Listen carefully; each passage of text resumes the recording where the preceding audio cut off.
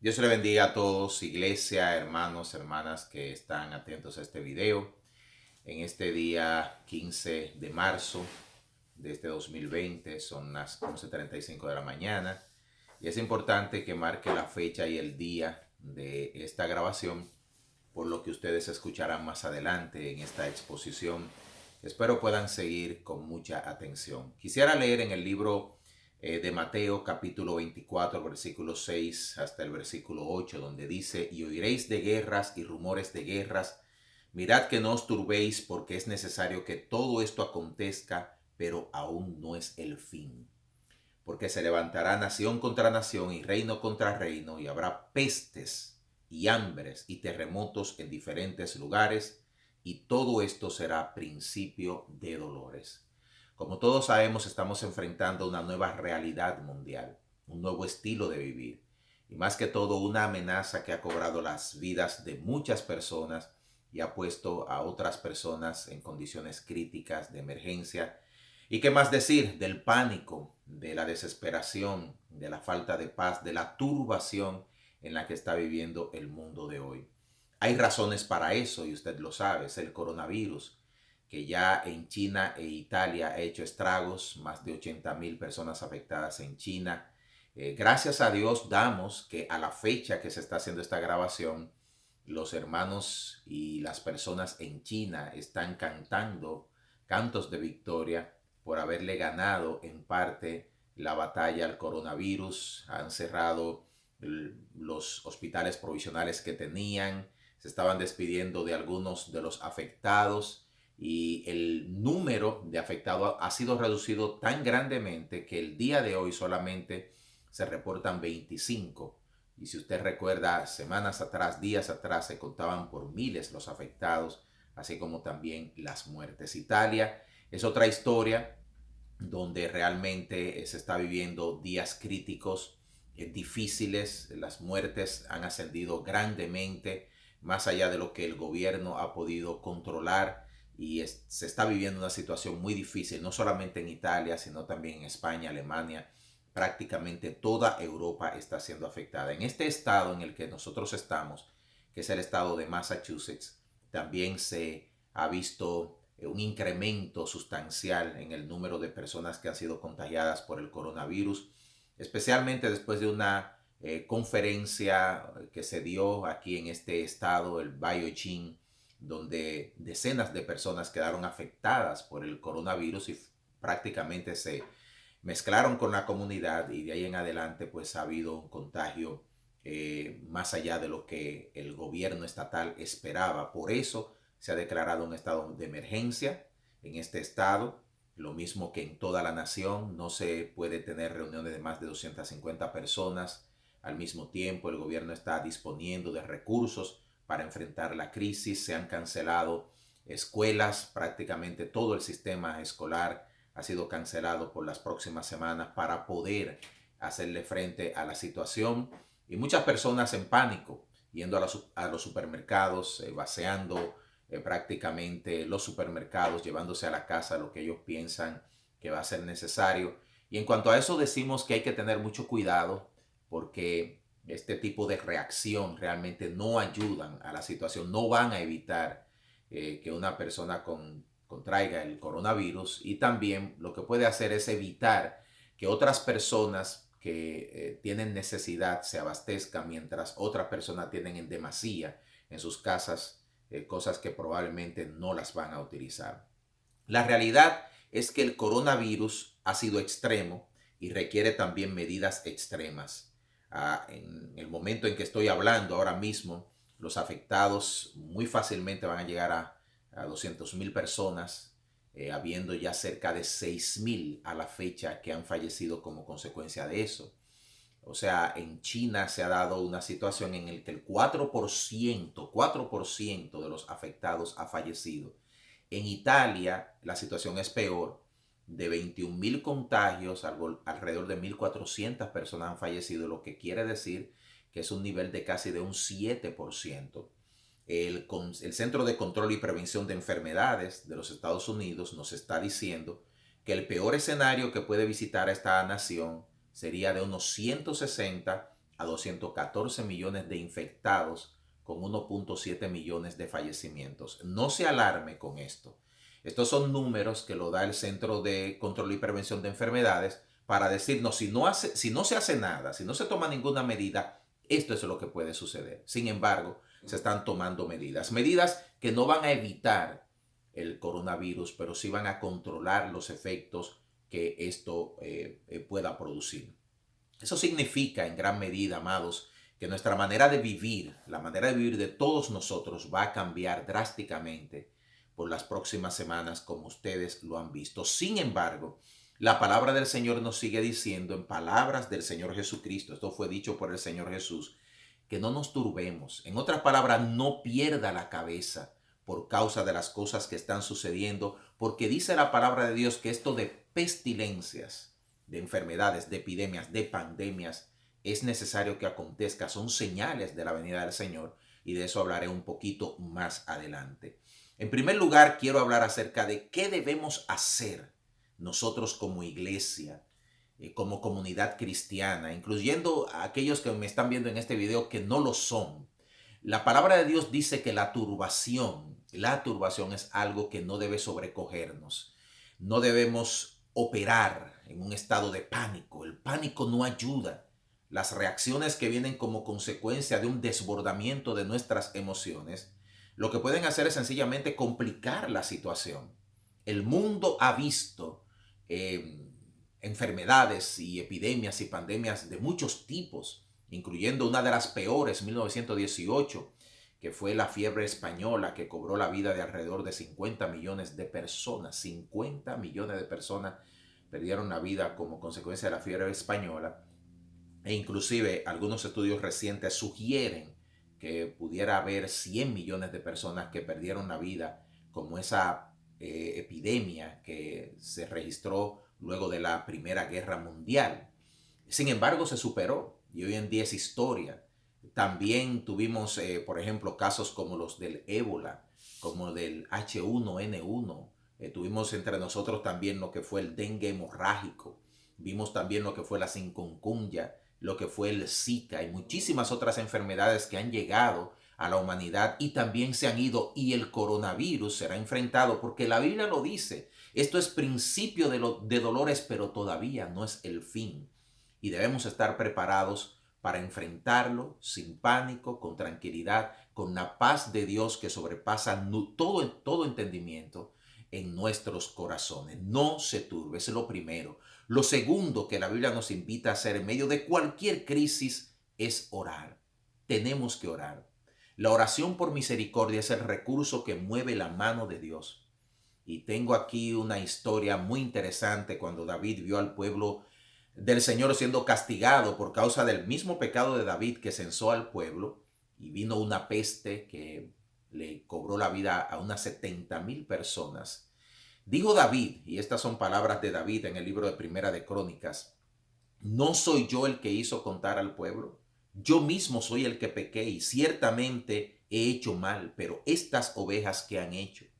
Jehová Dios mío, sea ahora tu mano contra mí y contra la casa de mi padre, y no venga la peste sobre tu pueblo.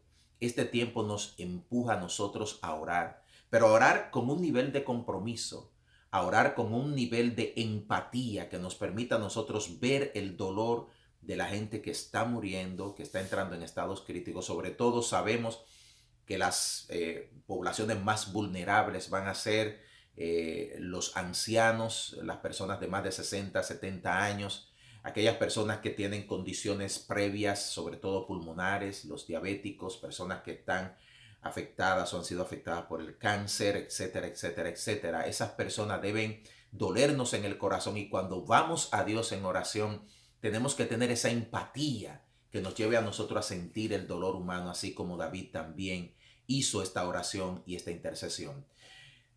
Aquí en Massachusetts estamos en una pre-cuarentena, podríamos decir así, y no podemos salir mucho y mezclarnos mucho en grupos, pero este tiempo tiene que ser utilizado por el pueblo de Dios para tener largas vigilias, para dedicarnos al ayuno, para dedicarnos a retiros de oración, a buscar a Dios con la profundidad de nuestro corazón.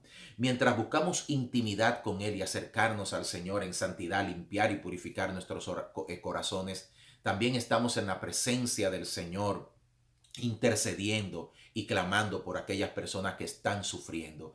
Y Dios va a responder nuestras oraciones porque el Señor escucha a su pueblo y extiende su mano en momentos en los cuales más lo necesitamos.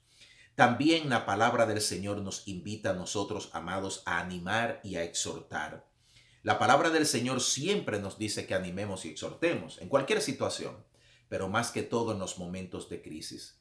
Primera de Tesalonicenses capítulo 5 verso 11 dice: por lo cual animaos unos a otros y edificaos unos a otros, así como lo hacéis.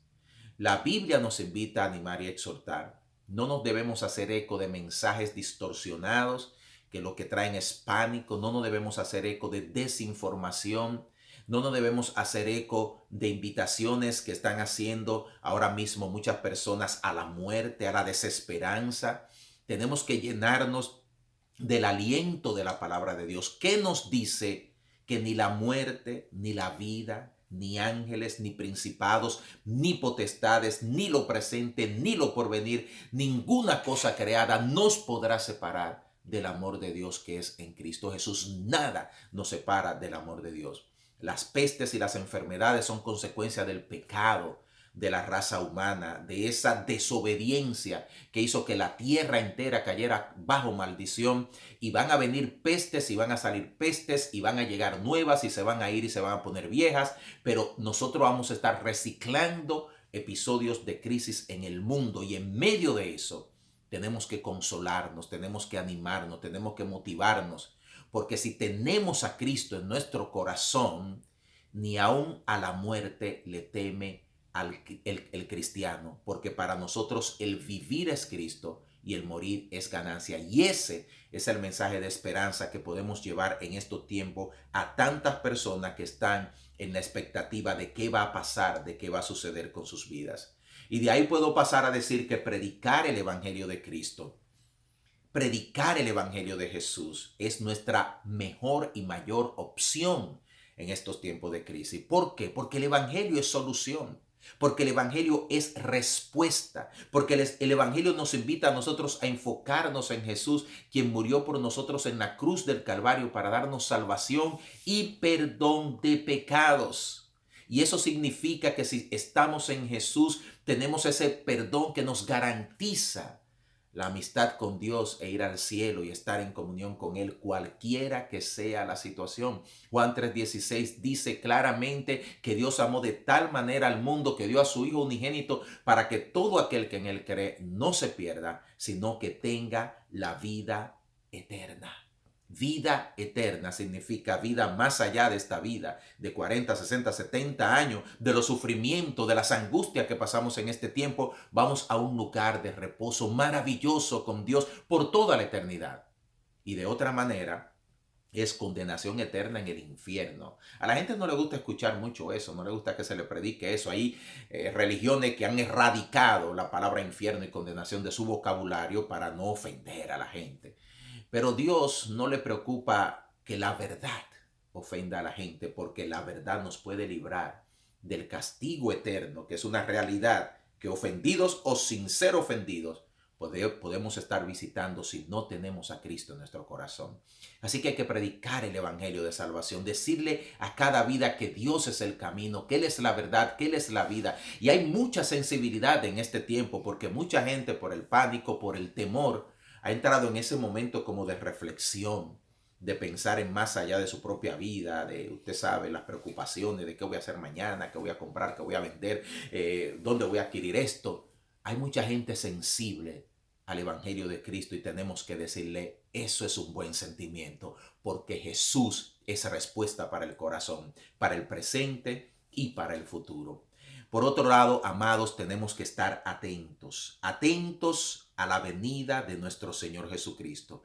Quisiera leer estas palabras de Primera de Tesalonicenses capítulo 4, desde el versículo 15. Dicen de esta manera: por lo cual os decimos esto en palabras del Señor, que nosotros que vivimos, que habremos quedado hasta la venida del Señor, no precederemos a los que durmieron.